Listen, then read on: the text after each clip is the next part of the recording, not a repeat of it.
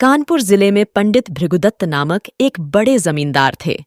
मुंशी सत्यनारायण उनके कारिंदा थे। वह बड़े स्वामी भक्त और सच्चरित्र मनुष्य थे। लाखों रुपये की तहसील और हजारों मन अनाज का लेन देन उनके हाथ में था, पर कभी उनकी नीयत डांवाडोल न होती। उनके सुप्रबंध से रियासत दिनों दिन उन्नति करती जाती थी। ऐसे कर्तव्यपरायण सेवक का जितना सम्मान होना चाहिए, उससे अधिक ही होता था। दुख सुख के प्रत्येक अवसर पर पंडित जी उनके साथ बड़ी उदारता से पेश आते। धीरे धीरे मुंशी जी का विश्वास इतना बढ़ा कि पंडित जी ने हिसाब किताब समझना भी छोड़ दिया। संभव है उनसे आजीवन इसी तरह निभ जाती, पर विधि का विधान कुछ अलग ही होता है। प्रयाग में कुंभ लगा तो पंडित जी भी स्नान करने गए। वहां से लौटकर फिर वे घर न आए। मालूम नहीं, किसी गड्ढे में फिसल पड़े या कोई जल जंतु उन्हें खींच ले गया। उनका फिर कुछ पता ही न चला। अब मुंशी सत्यनारायण के अधिकार और भी बढ़े। एक अभागिनी विधवा और 2 छोटे छोटे बच्चों के सिवा पंडित जी के घर में और कोई न था। अंत्येष्टि क्रिया से निवृत्त होकर एक दिन शोकातुर पंडिताइन ने उन्हें बुलाया और रोकर कहा, मुंशी जी, पंडित जी हमें मंझधार में छोड़कर सुरपुर को सिधर गए। अब यह नैया तुम ही पार लगाओगे तो लग सकती है। यह सब खेती तुम्हारी लगाई हुई है, इसे तुम्हारे ही ऊपर छोड़ती हूं। ये तुम्हारे बच्चे हैं, इन्हें अपनाओ। जब तक मालिक जिए तुम्हें अपना भाई समझते रहे। मुझे विश्वास है कि तुम उसी तरह इस भार को संभाले रहोगे। सत्यनारायण ने रोते हुए जवाब दिया, भाभी, भैया क्या उठ गए, मेरे तो भाग्य ही फूट गए, नहीं तो मुझे आदमी बना देते। मैं उन्हीं का नमक खाकर जिया हूं और उन्हीं की चाकरी में मरूंगा भी। आप धीरज रखें, किसी प्रकार की चिंता न करें। मैं जीते जी आपकी सेवा से मुंह न मोड़ूंगा। आप केवल इतना कीजिएगा कि मैं जिस किसी की शिकायत करूं उसे डांट दीजिएगा, नहीं तो ये लोग सिर चढ़ जाएंगे। इस घटना के बाद कई वर्षों तक मुंशी जी ने रियासत को संभाला। वह अपने काम में बड़े कुशल थे। कभी एक कौड़ी का भी बल नहीं पड़ा। सारे जिले में उनका सम्मान होने लगा। लोग पंडित जी को भूल सा गए। दरबारों और कमेटियों में वे सम्मिलित होते। जिले के अधिकारी उन्हीं को जमींदार समझते। अन्य रईसों में उनका आदर था, पर मान वृद्ध की महंगी वस्तु है। और भानुकुंवर अन्य स्त्रियों के सदृश पैसे को खूब पकड़ती। वह मनुष्य की मनोवृत्तियों से परिचित न थी। पंडित जी हमेशा मुंशी जी को इनाम इकराम देते रहते थे। वे जानते थे कि ज्ञान के बाद ईमान का दूसरा स्तंभ अपनी सुदशा है। इसके सिवा वे खुद भी कभी कागजों की जांच कर लिया करते थे। नाम मात्र ही को सही, पर इस निगरानी का डर जरूर बना रहता था, क्योंकि ईमान का सबसे बड़ा शत्रु अवसर है। भानुकुंवर इन बातों को जानती न थी। वह कभी भी किसी भी अवसर पर इनाम देना नहीं जानती थी। अतएव अवसर तथा धनाभाव जैसे प्रबल शत्रुओं के पंजे में पड़कर मुंशीजी का ईमान कैसे बेदाग बचता। कानपुर शहर से मिला हुआ ठीक गंगा के किनारे एक बहुत बड़ा और उपजाऊ गांव था। पंडित जी इस गांव को लेकर नदी किनारे पक्का घाट, मंदिर, बाग, मकान आदि बनवाना चाहते थे, पर उनकी यह कामना सफल न हो सकी। संयोग से अब यह गांव बिकने लगा। उनके जमींदार एक ठाकुर साहब थे। किसी फौजदारी के मामले में फंसे हुए थे। मुकदमा लड़ने के लिए रुपये की चाह थी। मुंशीजी ने कचहरी में यह समाचार सुना तो छटपट मोल तोल हुआ। दोनों तरफ गरज थी। सौदा पटने में देर न लगी। बैनामा लिखा गया। रजिस्ट्री हुई। रुपये मौजूद न थे, पर शहर में साख थी। एक महाजन के यहां से 30,000 रुपये मंगवाए गए और ठाकुर साहब को सुपुर्द किए गए। हाँ, कामकाज की आसानी के ख्याल से यह सब लिखा पढ़ी मुंशीजी ने अपने ही नाम की, क्योंकि मालिक के लड़के अभी नाबालिग थे। उनके नाम से लेने में बहुत झंझट होती और विलंब होने से शिकार हाथ से निकल जाता। मुंशीजी बैनामा लिए असीम आनंद में मगन भानुकुंवर के पास आए और यह शुभ समाचार सुनाया। भानुकुंवर ने सजल नेत्रों से उनको धन्यवाद दिया।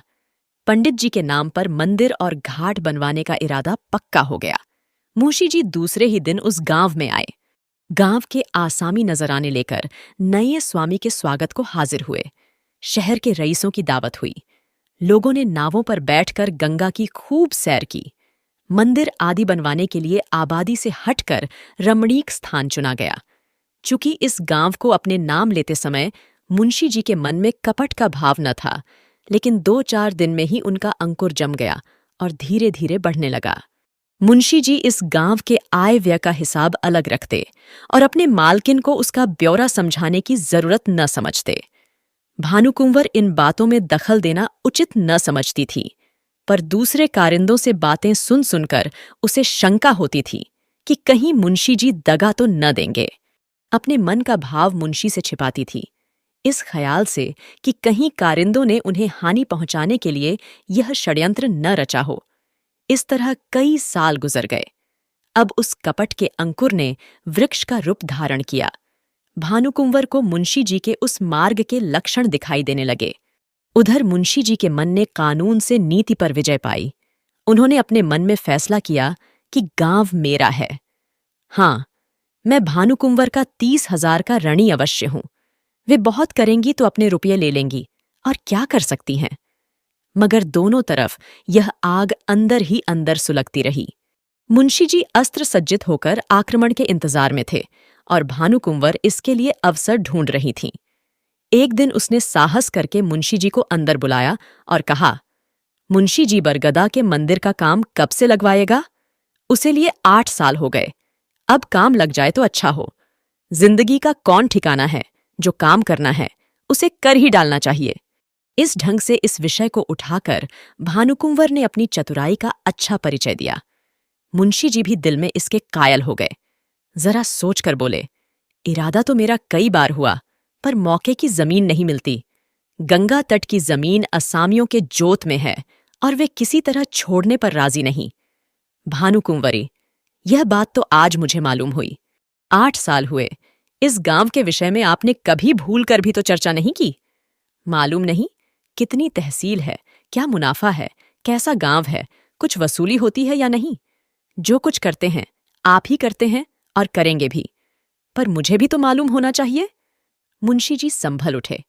उन्हें मालूम हो गया कि इस चतुर स्त्री से बाजी ले जाना मुश्किल है। गांव लेना ही है तो अब क्या डर। खुलकर बोले, आपको इससे कोई सरोकार न था, इसलिए मैंने व्यर्थ कष्ट देना मुनासिब न समझा। भानुकुंवर के हृदय में चोट सा लगा। पर्दे से निकल आई और मुंशी जी की तरफ तेज ओनंखों से देखकर बोली, आप क्या कहते हैं? आपने गांव मेरे लिए लिया था या अपने लिए? रुपये मैंने दिए या आपने?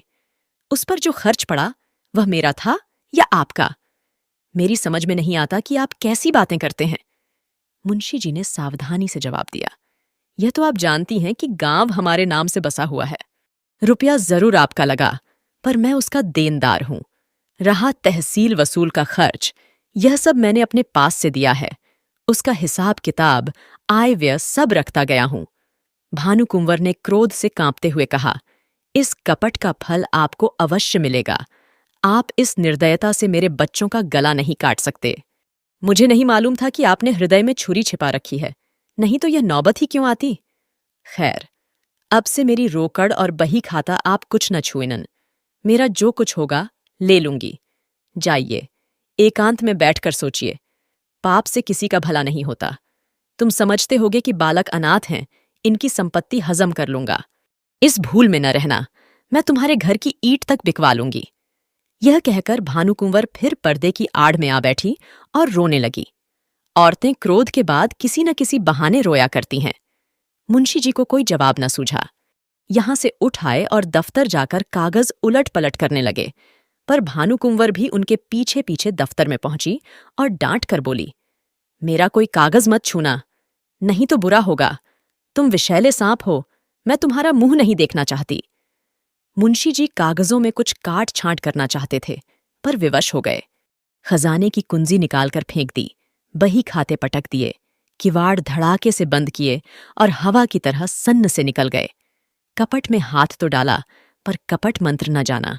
दूसरे कारिंदों ने यह कैफियत सुनी तो फूले न समाये। मुंशी जी के सामने उनकी दाल न गलने पाती। भानुकुंवरी के पास आकर वे आग पर तेल छिड़कने लगे। सब लोग इस विषय में सहमत थे कि मुंशी सत्यनारायण ने विश्वासघात किया है। मालिक का नमक उनकी हड्डियों से फूट फूट कर निकलेगा। दोनों ओर से मुकदमेबाजी की तैयारियां होने लगीं।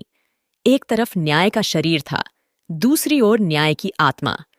प्रकृति का पुरुष से लड़ने का साहस हुआ। भानकुंवर ने लाला छक्कन लाल से पूछा, हमारा वकील कौन है? छक्कन लाल ने इधर उधर झांक कर कहा, वकील तो सेठ जी हैं, पर सत्यनारायण ने उन्हें पहले गांठ रखा होगा। इस मुकदमे के लिए बड़े होशियार वकील की जरूरत है। मेहरा बाबू की आजकल खूब चल रही है। हाकिम की कलम पकड़ लेते हैं।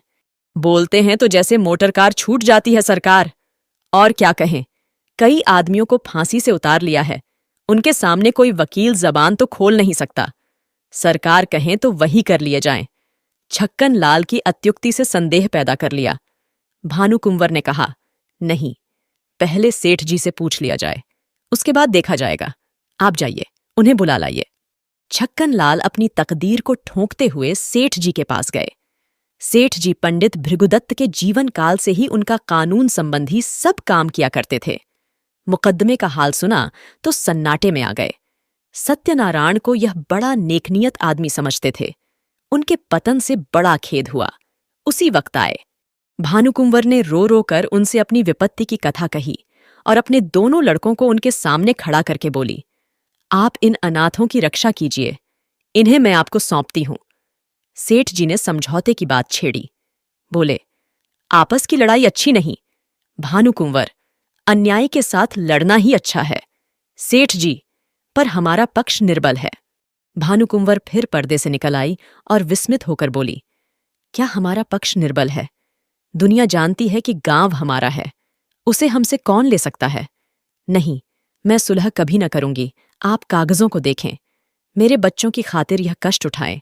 आपका परिश्रम निष्फल न जाएगा। सत्यनारायण की नीयत पहले खराब न थी। देखिए, जिस तरीके में गांव लिया गया है, उस तरह से 30,000 का क्या खर्च दिखाया गया है। अगर उसने अपने नाम उधार लिखा हो तो देखिए, वार्षिक सूद चुकाया गया या नहीं। ऐसे नरपिशाच से मैं कभी सुलह न करूंगी। सेठ जी ने समझ लिया कि इस समय समझाने बुझाने से कुछ काम न चलेगा। कागजात देखें।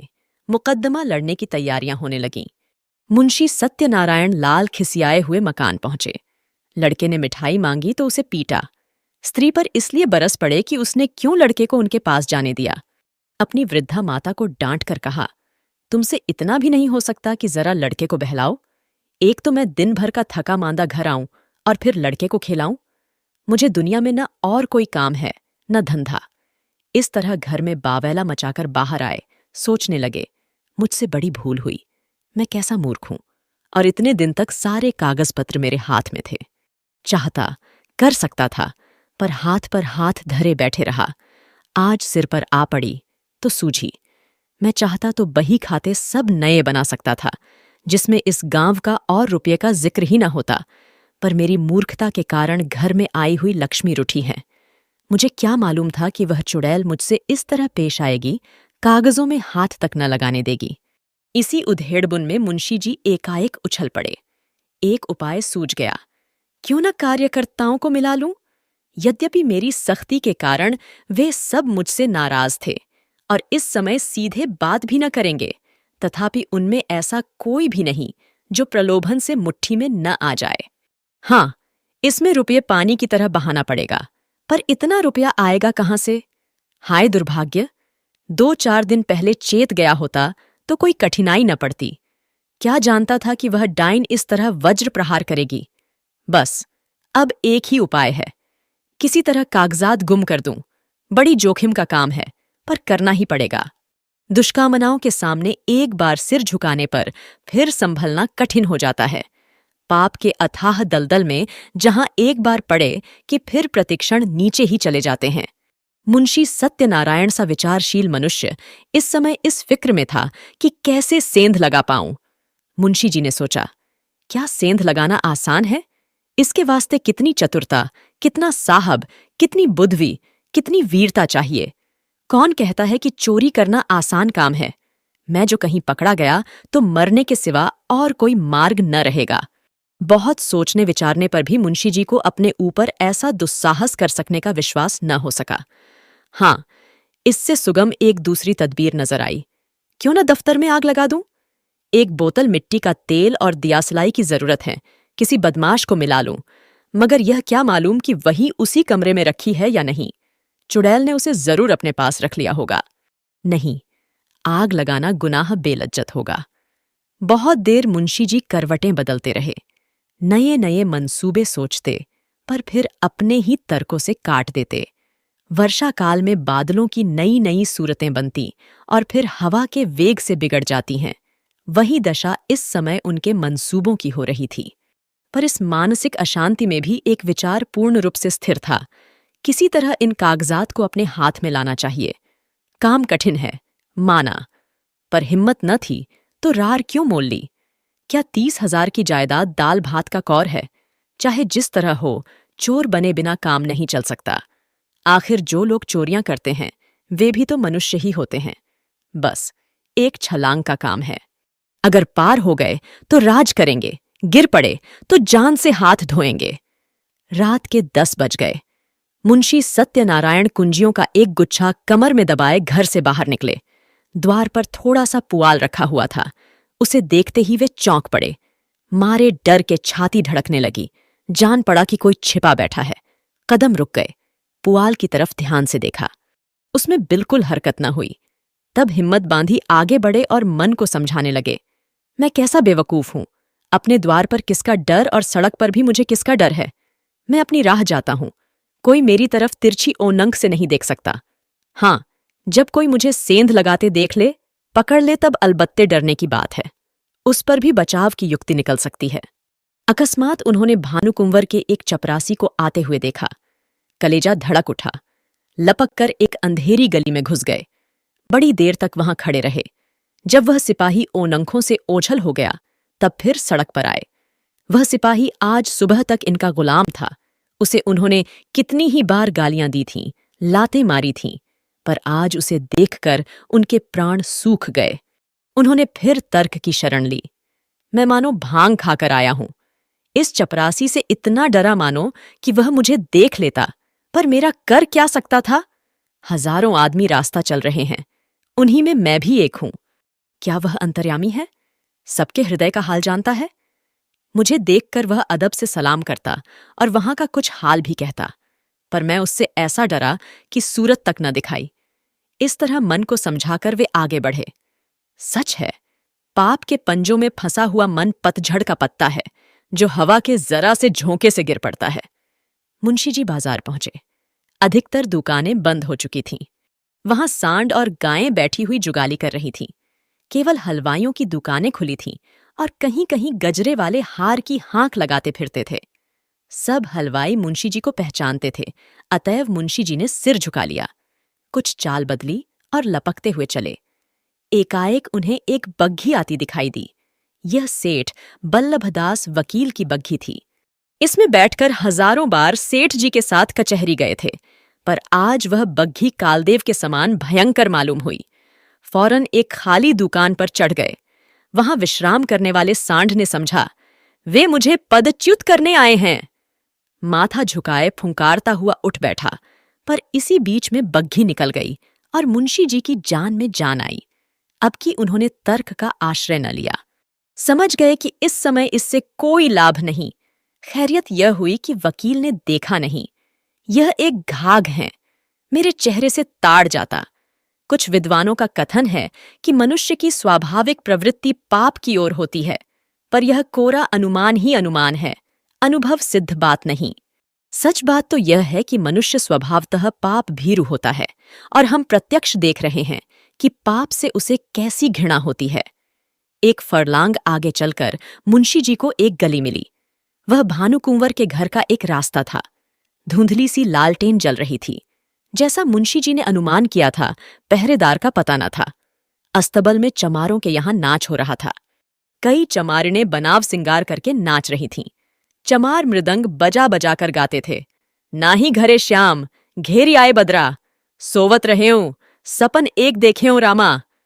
दोनों पहरेदार वही तमाशा देख रहे थे। मुंशी जी दबे पांव लालटेन के पास गए और जिस तरह बिल्ली चूहे पर झपटती है, उसी तरह उन्होंने झपट कर लालटेन को बुझा दिया। दोस्तों, ऐसे और भी इंटरेस्टिंग कहानियों के लिए मेरे चैनल को सब्सक्राइब करना मत भूलिएगा। तो आइए अब आगे सुनते हैं। एक पड़ाव पूरा हो गया, पर वे उस कार्य को जितना दुष्कर समझते थे उतना न जान पड़ा। हृदय कुछ मजबूत हुआ। दफ्तर के बरामदे में पहुंचे और खूब कान लगाकर आहट ली। चारों ओर सन्नाटा छाया हुआ था, केवल चमारों का कोलाहल सुनाई देता था। इस समय मुंशी जी के दिल में धड़कन थी, पर सिर ढम-ढम कर रहा था, हाथ पांव कांप रहे थे, सांस बड़े वेग से चल रही थी। शरीर का एक एक रोम ओनंग और कान बना हुआ था। वे सजीवता की मूर्ति हो रहे थे। उनमें जितना पौरुष, जितनी चपलता, जितना साहस, जितनी चेतना, जितनी बुद्धि, जितना औसान था, वे सब इस वक्त सजग और सचेत होकर इच्छा शक्ति की सहायता कर रहे थे। दफ्तर के दरवाजे पर वही पुराना ताला लगा हुआ था। इसकी कुंजी आज बहुत तलाश करके वे बाजार से लाए थे। ताला खुल गया। किवाड़ों ने बहुत दबी जबान से प्रतिरोध किया। इस पर किसी ने ध्यान न दिया। मुंशी जी दफ्तर में दाखिल हुए। भीतर चिराग जल रहा था। मुंशी जी को देखकर उसने एक दफे सिर हिलाया, मानो उन्हें भीतर आने से रोका। मुंशी जी के पैर थर थर कांप रहे थे। एड़ियां जमीन से उछली पड़ती थीं। पाप का बोझ उन्हें असह्य था। पल भर में मुंशी जी ने बही खातों को उलटा पलटा। लिखावट उनकी ओन अंखों में तैर रही थी। इतना समय कहाँ था कि जरूरी कागजात छांट लेते। उन्होंने सारी बहियों को समेटकर एक गट्ठर बनाया और सिर पर रखकर तीर के समान कमरे के बाहर निकल आए। उस पाप की गठरी को लादे हुए वह अंधेरी गली से गायब हो गए। तंग, अंधेरी, दुर्गंधपूर्ण कीचड़ से भरी हुई गलियों में वे नंगे पांव, स्वार्थ, लोभ और कपट का बोझ लिए चले जाते थे, मानो पापमय आत्मा नरक की नालियों में बही चली जाती थी। बहुत दूर तक भटकने के बाद वे गंगा किनारे पहुंचे। जिस तरह कलुषित हृदयों में कहीं कहीं धर्म का धुंधला प्रकाश रहता है, उसी तरह नदी की काली सतह पर तारे झिलमिला रहे थे। तट पर कई साधु धूनी जमाए पड़े थे। ज्ञान की ज्वाला मन की जगह बाहर दहक रही थी। मुंशी जी ने अपना गट्ठर उतारा और चादर से खूब मजबूत बांधकर बलपूर्वक नदी में फेंक दिया। सोती हुई लहरों में कुछ हलचल हुई और फिर सन्नाटा हो गया। मुंशी सत्यनारायण लाल के घर में 2 स्त्रियां थीं, माता और पत्नी। वे दोनों अशिक्षिता थीं। तिस पर भी मुंशी जी को गंगा में डूब मरने या कहीं भाग जाने की जरूरत न होती थी। न वे बहुत बनाव से रहती थीं, न मौजे जूते, न हारमोनियम पर गा सकती थीं। यहां तक कि उन्हें साबुन लगाना भी न आता था। हेयरपिन, ब्रुचेज, जैकेट आदि परमावश्यक चीजों का तो नाम ही नहीं सुना था। बहू में आत्मसम्मान जरा भी नहीं था, न सास में आत्मगौरव का जोश। बहू अब तक सास के ताने भीगी बिल्ली की तरह सह लेती थी। सास को बच्चे के नहलाने धुलाने, यहां तक कि घर में झाड़ू देने से भी घृणा न थी। बहू स्त्री क्या थी? मिट्टी का लोंदा थी। 1 पैसे की जरूरत होती तो सास से मांगती। सारांश यह कि दोनों औरतें अपने अधिकारों से बेखबर अंधकार में पड़ी हुई पशुवत जीवन व्यतीत करती थीं। कंजूसी के मारे मिठाई, समोसे कभी बाजार से न मंगाती। आगरे वाले की दुकान की चीजें खाई होती तो उनका मजा जानती। बुढ़िया खूंसट दवा दर्पण ही जानती थी। बैठी बैठी घास पात कूटा करती। मुंशी जी ने मां के पास जाकर कहा, अम्मा, अब क्या होगा? भानुकुंवर ने मुझे जवाब दे दिया। माता ने घबराकर पूछा, जवाब दे दिया? मुंशी, हाँ, बिल्कुल बेकसूर। माता, क्या बात हुई? भानुकुंवर का मिजाज तो ऐसा न था। मुंशी, बात कुछ न थी। मैंने अपने नाम से जो गांव लिया था, उसे मैंने अपने अधिकार में कर लिया। कल मुझसे और उनसे साफ साफ बातें हुई।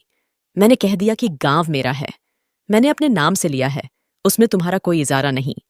बस बिगड़ गई। जो मुंह में आया बकती रही। उसी वक्त मुझे निकाल दिया और धमका कर कहा, मैं तुमसे लड़कर अपना गांव ले लूंगी। अब आज ही उनकी तरफ से मेरे ऊपर मुकद्दमा दायर होगा। मगर इससे होता क्या है? गांव मेरा है, उस पर मेरा कब्जा है। 1 नहीं, 1000 मुकदमे चलाएं, डिग्री मेरी होगी।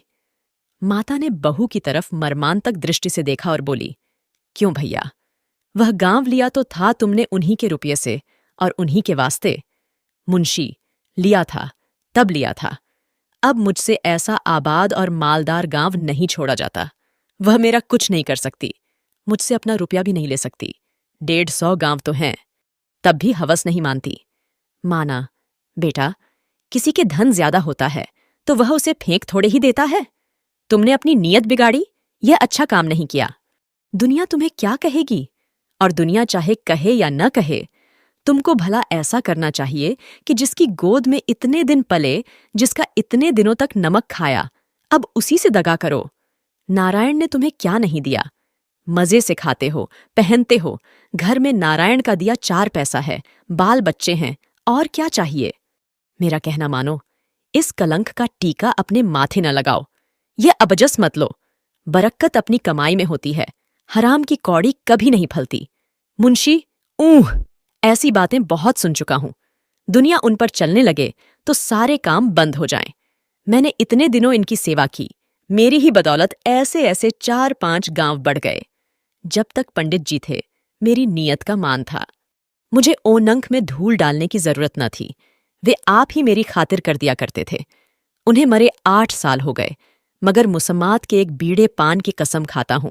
मेरी मेहनत से उनको हजारों रुपये मासिक की बचत होती थी। क्या उनको इतनी भी समझ न थी कि यह बेचारा, जो इतनी ईमानदारी से मेरा काम करता है, इस नफे में कुछ उसे भी मिलना चाहिए? यह कहकर न दो, इनाम कहकर दो, किसी तरह दो तो। मगर वे तो समझती थी कि मैंने इसे 20 रुपये महीने पर मोल ले लिया है। मैंने 8 साल तक सब किया। अब क्या इसी 20 रुपये में गुलामी करता रहूं और अपने बच्चों को दूसरों का मुंह ताकने के लिए छोड़ जाऊं? अब मुझे यह अवसर मिला है, इसे क्यों छोड़ूं? जमींदारी की लालसा लिए हुए क्यों मरूं? जब तक जीऊंगा खुद खाऊंगा, मेरे पीछे मेरे बच्चे चैन उड़ाएंगे। माता की ओनंखों में ओनंसू भर आए। बोली, बेटा, मैंने तुम्हारे मुंह से ऐसी बातें कभी नहीं सुनी थीं। तुम्हें क्या हो गया है? तुम्हारे आगे बाल बच्चे हैं, आग में हाथ न डालो।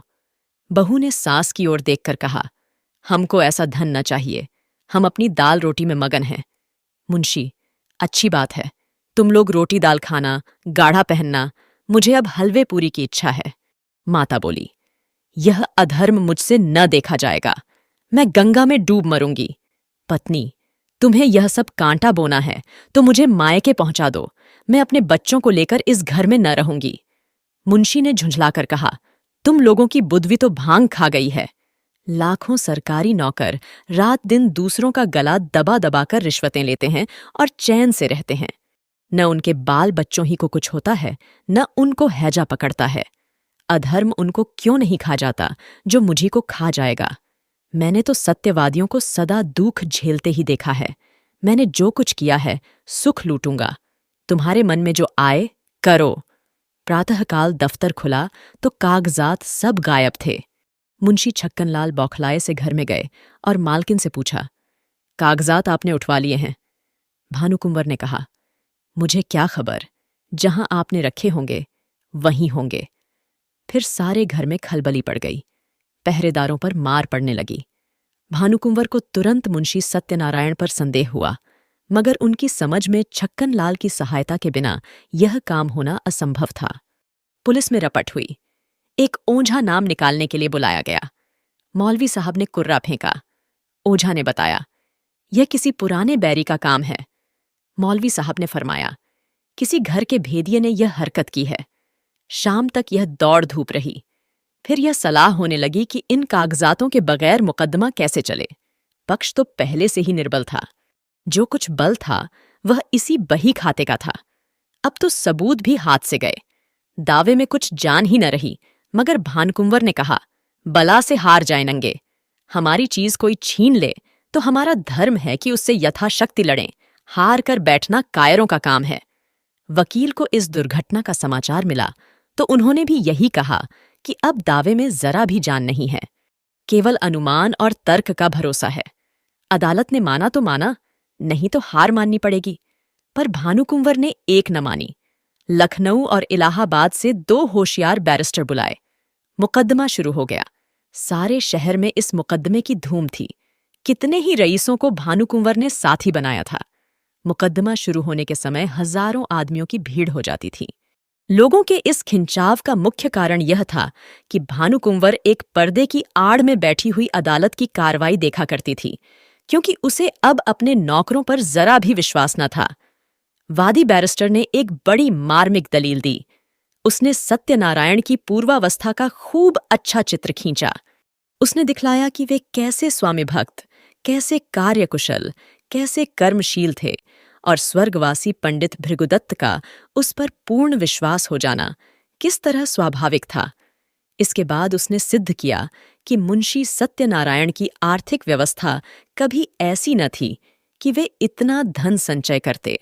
अंत में उसने मुंशी जी की स्वार्थप्रता, कूटनीति, निर्दयता और विश्वासघातकता का ऐसा घृणोत्पादक चित्र खींचा कि लोग मुंशी जी को गालियां देने लगे। इसके साथ ही उसने पंडित जी के अनाथ बालकों की दशा का बड़ा करुण दृश्य वर्णन किया। कैसे शोक और लज्जा की बात है कि ऐसा चरित्रवान, ऐसा नीति कुशल मनुष्य इतना गिर जाए कि अपने स्वामी के अनाथ बालकों की गर्दन पर छुरी चलाने पर संकोच न करे। मानव पतन का ऐसा करुण, ऐसा हृदय विदारक उदाहरण मिलना कठिन है। इस कुटिल कार्य के परिणाम की दृष्टि से इस मनुष्य के पूर्व परिचित सद्गुणों का गौरव लुप्त हो जाता है, क्योंकि वे असली मोती नहीं, नकली कांच के दाने थे जो केवल विश्वास जमाने के लिए दर्शाए गए थे। वह केवल सुंदर जाल था जो एक सरल हृदय और छल छंद से दूर रहने वाले रईस को फंसाने के लिए फैलाया गया था। इस नर पशु का अंतःकरण कितना अंधकारमय, कितना कपटपूर्ण, कितना कठोर है, और इसकी दुष्टता कितनी घोर, कितनी अपवित्र है। अपने शत्रु के साथ दया करना एक बार तो क्षम्य है, मगर इस मलिन हृदय मनुष्य ने उन बेबसों के साथ दगा दिया है जिन पर मानव स्वभाव के अनुसार दया करना उचित है। यदि आज हमारे पास बही खाते मौजूद होते, अदालत पर सत्यनारायण की सत्यता स्पष्ट रूप से प्रकट हो जाती, पर मुंशी जी के बर्खास्त होते ही दफ्तर से उनका लुप्त हो जाना भी अदालत के लिए एक बड़ा सबूत है। शहर में कई रईसों ने गवाही दी, पर सुनी सुनाई बातें जिरह में उखड़ गईं। दूसरे दिन फिर मुकदमा पेश हुआ। प्रतिवादी के वकील ने अपनी दलील शुरू की। उसमें गंभीर विचारों की अपेक्षा हास्य आधिक्य था। यह एक विलक्षण न्याय सिद्धांत है कि किसी धनाढ़ मनुष्य का नौकर जो कुछ खरीदे वह उसके स्वामी की चीज समझी जाए। इस सिद्धांत के अनुसार हमारी गवर्नमेंट को अपने कर्मचारियों की सारी संपत्ति पर कब्जा कर लेना चाहिए। यह स्वीकार करने में हमको कोई आपत्ति नहीं कि हम इतने रुपयों का प्रबंध न कर सकते थे, और यह धन हमने स्वामी ही से ऋण लिया, पर हमसे ऋण चुकाने का कोई तकाजा न करके वह जायदाद ही मांगी जाती है। यदि हिसाब के कागजात दिखलाए जाएं, तो वे साफ बता देंगे कि मैं सारा ऋण दे चुका। हमारे मित्र ने कहा कि ऐसी अवस्था में बहियों का गुम हो जाना भी अदालत के लिए एक सबूत होना चाहिए। मैं भी उनकी युक्ति का समर्थन करता हूं। यदि मैं आपसे ऋण लेकर अपना विवाह करूं, तो क्या मुझसे मेरी नवविवाहित वधू को छीन लेंगे? हमारे सुयोग मित्र ने हमारे ऊपर अनाथों के साथ दगा करने का दोष लगाया है। अगर मुंशी सत्यनारायण की नीयत खराब होती, तो उनके लिए सबसे अच्छा अवसर वह था जब पंडित भृगुदत्त का स्वर्गवास हुआ था। इतने विलंब की क्या जरूरत थी? यदि आप शेर को फंसाकर उसके बच्चे को उसी वक्त नहीं पकड़ लेते, उसे बढ़ने और सबल होने का अवसर देते हैं, तो मैं आपको बुद्धिमान न कहूंगा। यथार्थ बात यह है कि मुंशी सत्यनारायण ने नमक का जो कुछ हक था वह पूरा कर दिया। 8 वर्ष तक तन मन से स्वामी के संतान की सेवा की। आज उन्हें अपनी साधुता का जो फल मिल रहा है वह बहुत ही दुखजनक और हृदय विदारक है। इसमें भानुकुंवर का दोष नहीं। वे एक गुण संपन्न महिला हैं, मगर अपनी जाति के अवगुण उनमें भी विद्यमान हैं। ईमानदार मनुष्य स्वभावतः स्पष्टभाषी होता है। उसे अपनी बातों में नमक मिर्च लगाने की जरूरत नहीं होती। यही कारण है कि मुंशी जी के मृदुभाषी मातहतों को उन पर आक्षेप करने का मौका मिल गया। इस दावे की जड़ केवल इतनी ही है और कुछ नहीं। भानुकुंवर यहाँ उपस्थित हैं। क्या वे कह सकती हैं कि इस 8 वर्ष की मुद्दत में कभी इस गांव का जिक्र उनके सामने आया? कभी उसके हानि लाभ, आय व्यय, लेन देन की चर्चा उनसे की गई? मान लीजिए कि मैं गवर्नमेंट का मुलाजिम हूं। यदि मैं आज दफ्तर में आकर अपनी पत्नी के आय व्यय और अपने टहलुओं के टैक्सों का पचड़ा गाने लगूं, तो शायद मुझे शीघ्र ही अपने पद से पृथक होना पड़े, और संभव है कुछ दिनों तक बरेली की अतिथिशाला में भी रखा जाऊं। जिस गांव से भानुकुंवर का सरोकार न था, उसकी चर्चा उनसे क्यों की जाती? इसके बाद बहुत से गवाह पेश हुए, जिनमें अधिकांश आसपास के देहातों के जमींदार थे। उन्होंने बयान किया कि हमने मुंशी सत्यनारायण असामियों को अपनी दस्तखती रसीदें और अपने नाम से खजाने में रुपया दाखिल करते देखा है। इतने में संध्या हो गई। अदालत ने 1 सप्ताह में फैसला सुनाने का हुक्म दिया। सत्यनारायण को अब अपनी जीत में कोई संदेह न था। वादी पक्ष के गवाह भी उखड़ गए थे और बहस भी सबूत से खाली थी। अब इनकी गिनती भी जमींदारों में होगी और संभव है यह कुछ दिनों में रईस कहलाने लगेंगे। पर किसी न किसी कारण से अब शहर के गणमान्य पुरुषों से ओनंखे मिलाते शर्माते थे। उन्हें देखते ही उनका सिर नीचा हो जाता था। वह मन में डरते थे कि वे लोग कहीं इस विषय पर कुछ पूछताछ न कर बैठें। वह बाजार में निकलते तो दुकानदारों में कुछ कानाफूसी होने लगती और लोग उन्हें तिरछी दृष्टि से देखने लगते। अब तक लोग उन्हें विवेकशील और सच्चरित्र मनुष्य समझते। शहर के धनी मानी उन्हें इज्जत की निगाह से देखते और उनका बड़ा आदर करते थे। यद्यपि मुंशी जी को अब तक इनसे टेढ़ी तिरछी सुनने का संयोग न पड़ा था, फिर भी उनका मन कहता था कि सच्ची बात किसी से छिपी नहीं है। चाहे अदालत से उनकी जीत हो जाए, पर उनकी साख अब जाती रही। अब उन्हें लोग स्वार्थी, कपटी और दगाबाज समझेंगे। दूसरों की बात तो अलग रही, स्वयं उनके घरवाले उनकी उपेक्षा करते थे। बूढ़ी माता ने 3 दिन से मुंह में पानी नहीं डाला। स्त्री बार बार हाथ जोड़कर कहती थी कि अपने प्यारे बालकों पर दया करो। बुरे काम का फल कभी अच्छा नहीं होता, नहीं तो पहले हम सभी को विष खिला दो। जिस दिन फैसला सुनाया जाने वाला था, प्रातःकाल एक कुंजड़िन सब्जियां बेचने आई और मुंशियाइन से बोली, बहू जी, हमने बाजार में एक बात सुनी है, बुरा ना मानो तो कहूं। जिसको देखो उसके मुंह से यही बात निकलती है कि मुंशी जी ने जालसाजी से पंडिताइन का कोई गांव ले लिया। हमें तो इस पर यकीन नहीं आता। मुंशी जी ने न संभाला होता तो अब तक पंडिताइन का कहीं पता न लगता, 1 अंगुल जमीन न बचती। इन्हीं में एक सरदार था कि सबको संभाल लिया, तो क्या अब उन्हीं के साथ बदी करेंगे? अरे बहू, कोई कुछ साथ लाया है कि ले जाएगा, यही नेक बदी रह जाती है। बुरे का फल बुरा होता है। आदमी न देखे पर अल्लाह सब कुछ देखता है। बहू जी पर घड़ों पानी पड़ गया। जी चाहता था कि धरती फट जाती तो उसमें समा जाती। स्त्रियां स्वभावतः लज्जावती होती हैं, उनमें आत्माभिमान की मात्रा अधिक होती है। निंदा अपमान उनसे सहन नहीं हो सकता है। सिर झुकाए हुए बोली, बुआ, मैं इन बातों को क्या जानूं? मैंने तो आज ही तुम्हारे मुंह से सुनी है। मुंशी सत्यनारायण अपने कमरे में लेटे हुए कुंजड़िन की बातें सुन रहे थे। उसके चले जाने के बाद आकर स्त्री से पूछने लगे, यह शैतान की खाला क्या कह रही थी? स्त्री ने पति की ओर से मुंह फेर लिया और जमीन की ओर ताकते हुए बोली, क्या तुमने नहीं सुना? तुम्हारा गुणगान कर रही थी। तुम्हारे पीछे देखो, किस किस के मुंह से ये बातें सुननी पड़ती हैं और किस किस से मुंह छिपाना पड़ता है। मुंशी जी अपने कमरे में लौट आए। स्त्री को कुछ उत्तर नहीं दिया। आत्मा लज्जा से परास्त हो गई। जो मनुष्य सदैव सर्वसम्मानित रहा हो, जो सदा आत्माभिमान से सिर उठाकर चलता रहा हो, जिसकी सुकृति की सारे शहर में चर्चा होती हो, वह कभी सर्वथा लज्जा शून्य नहीं हो सकता। लज्जा कुपथ की सबसे बड़ी शत्रु है। कुवासनाओं के भ्रम में पड़कर मुंशी जी ने समझा था, मैं इस काम को ऐसी गुप्त रीति से पूरा कर ले जाऊंगा कि किसी को कानो कान खबर न होगी। पर उनका यह मनोरथ सिद्ध न हुआ। बाधायनन आ खड़ी हुई। उनके हटाने में उन्हें बड़े दुस्साहस से काम लेना पड़ा, पर यह भी उन्होंने लज्जा से बचने के निमित्त किया, जिसमें यह कोई न कहे कि अपनी स्वामिनी को धोखा दिया। इतना यत्न करने पर भी निंदा से न बच सके। बाजार में सौदा बेचने वालियां भी अब अपमान करती हैं।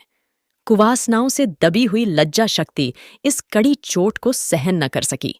मुंशी जी सोचने लगे, अब मुझे धन संपत्ति मिल जाएगी, ऐश्वर्यवान हो जाऊंगा, परंतु निंदा से मेरा पीछा न छूटेगा।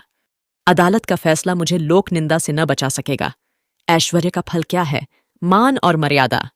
उससे हाथ ढो बैठा तो ऐश्वर्य को लेकर क्या करूंगा? चित्त की शक्ति खोकर, लोक लज्जा सहकर, जन समुदाय में नीच बनकर और अपने घर में कलह का बीज बोकर यह संपत्ति मेरे किस काम आएगी? और यदि वास्तव में कोई न्याय शक्ति हो और वह मुझे इस कुकृत्य का दंड दे, तो मेरे लिए सिवा मुख में कालिख लगाकर निकल जाने के और कोई मार्ग न रहेगा। सत्यवादी मनुष्य पर कोई विपत्ति पड़ती है तो लोग उनके साथ सहानुभूति करते हैं। दुष्टों की विपत्ति लोगों के लिए व्यंग्य की सामग्री बन जाती है। उस अवस्था में ईश्वर अन्यायी ठहराया जाता है मगर दुष्टों की विपत्ति ईश्वर के न्याय को सिद्ध करती है। परमात्मन, इस दुर्दशा से किसी तरह मेरा उद्धार करो। क्यों न जाकर मैं भानुकुंवर के पैरों पर गिर पड़ूं और विनय करूं कि यह मुकद्दमा उठा लो। ओह, पहले यह बात मुझे क्यों न सूझी। अगर कल तक मैं उनके पास चला गया होता तो बात बन जाती, पर अब क्या हो सकता है। आज तो फैसला सुनाया जाएगा। मुंशी जी देर तक इसी विचार में पड़े रहे, पर कुछ निश्चय न कर सके कि क्या करें। भानुकुंवर को भी विश्वास हो गया कि अब गांव हाथ से गया। बेचारी हाथ मल कर रह गई। रात भर उसे नींद न आई। रह रहकर मुंशी सत्यनारायण पर क्रोध आता था। हाय पापी कहीं का, ढोल बजाकर मेरा 50,000 का माल लिए जाता है और मैं कुछ नहीं कर सकती।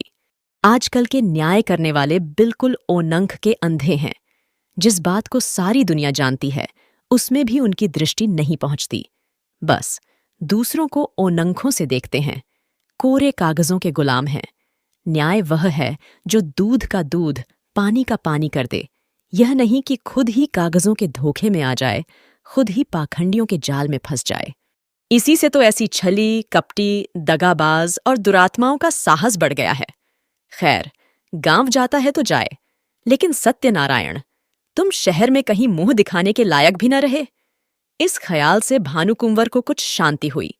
शत्रु की हानि मनुष्य को अपने लाभ से भी अधिक प्रिय होती है। मानव स्वभाव ही कुछ ऐसा है।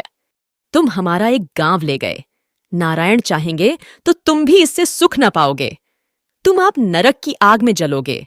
तुम्हारे घर में कोई दिया जलाने वाला न रह जाएगा। फैसले का दिन आ गया। आज कचहरी में बड़ी भीड़ थी। ऐसे ऐसे महानुभाव उपस्थित थे जो बगुलों की तरह अफसरों की बधाई और बिदाई के अवसरों ही में नजर आया करते हैं। वकीलों और मुख्तारों की पलटन भी जमा थी। नियत समय पर जज साहब ने इजलास सुशोभित किया। पूरे न्याय भवन में सन्नाटा छा गया। कर्मचारी ने संदूक से तजबीज निकाली। लोग उत्सुक होकर एक एक कदम और आगे खिसक गए। जज ने फैसला सुनाया। मुद्दई का दावा खारिज। दोनों पक्ष अपना अपना खर्च सह लें। यद्यपि फैसला लोगों के अनुमान के अनुसार ही था, तथापि जज के मुंह से उसे सुनकर लोगों में हलचल सी मच गई। उदासीन भाव से फैसले पर आलोचनाएं करते हुए लोग धीरे धीरे कमरे से निकलने लगे। एकाएक भानुकुंवर घूंघट निकाले इजलास पर आकर खड़ी हो गई। जाने वाले लौट पड़े। जो बाहर निकल गए थे दौड़ कर आ गए और कौतूहलपूर्वक भानुकुंवर की तरफ ताकने लगे। भानुकुंवर ने कंपित स्वर में जज से कहा, सरकार, यदि हुक्म दें तो मैं मुंशी जी से कुछ पूछूं। यद्यपि यह बात नियम के विरुद्ध थी, तथापि जज ने दयापूर्वक आज्ञा दे दी। तब भानुकुंवर ने सत्यनारायण की तरफ देखकर कहा, लाला जी, सरकार ने तुम्हारी डिग्री तो कर ही दी। गांव तुम्हें मुबारक रहे, मगर ईमान आदमी का सब कुछ है। ईमान से कह दो, गांव किसका है? हजारों आदमी यह प्रश्न सुनकर कौतूहल से सत्यनारायण की तरफ देखने लगे। मुंशी जी विचार सागर में डूब गए। हृदय में संकल्प और विकल्प में घोर संग्राम होने लगा। हजारों मनुष्यों की ओनंखें उनकी तरफ जमी हुई थीं। यथार्थ बात अब किसी से छिपी न थी। इतने आदमियों के सामने असत्य बात मुंह से निकल न सकी। लज्जा से जबान बंद कर ली। मेरा कहने में काम बनता था, कोई बात न थी, किंतु घोरतम पाप का दंड समाज दे सकता है, उसके मिलने का पूरा भय था। आपका कहने से काम बिगड़ता था। जीती जिताई बाजी हाथ से निकली जाती थी। सर्वोत्कृष्ट काम के लिए समाज से जो इनाम मिल सकता है, उसके मिलने की पूरी आशा थी। आशा के भय को जीत लिया। उन्हें ऐसा प्रतीत हुआ जैसे ईश्वर ने मुझे अपना मुख उज्ज्वल करने का यह अंतिम अवसर दिया है। मैं अब भी मानव सम्मान का पात्र बन सकता हूं। अब अपनी आत्मा की रक्षा कर सकता हूं। उन्होंने आगे बढ़कर भानुकुंवर को प्रणाम किया और कांपते हुए स्वर से बोले, आपका? हजारों मनुष्यों के मुंह से एक गगनस्पर्शी ध्वनि निकली, सत्य की जय। जज ने खड़े होकर कहा, यह कानून का न्याय नहीं, ईश्वरीय न्याय है। इसे कथा न समझिएगा, यह सच्ची घटना है। भानुकुंवर और सत्यनारायण अब भी जीवित हैं। मुंशी जी के इस नैतिक साहस पर लोग मुग्ध हो गए। मानवीय न्याय पर ईश्वरीय न्याय ने जो विलक्षण विजय पाई, उसकी चर्चा शहर भर में महीनों रही। भानुकुंवर मुंशी जी के घर गईं, उन्हें मना कर लाईं। फिर अपना सारा कारोबार उन्हें सौंपा और कुछ दिनों उपरांत यह गांव उन्हीं के नाम बैनामा कर दिया। मुंशी जी ने भी उसे अपने अधिकार में रखना उचित न समझा, कृष्णार्पण कर दिया। अब इसकी आमदनी दीन दुखियों और विद्यार्थियों की सहायता में खर्च होती है। तो मुंशी प्रेमचंद की यह कहानी यहीं खत्म होती है। और हाँ, अगर आप कोई अपने पसंद की कहानी सुनना चाहते हैं तो कमेंट में ज़रूर बताइए, मैं कोशिश करूंगी। और प्लीज़ लाइक और सब्सक्राइब करना मत भूलिएगा। सुनने के लिए धन्यवाद।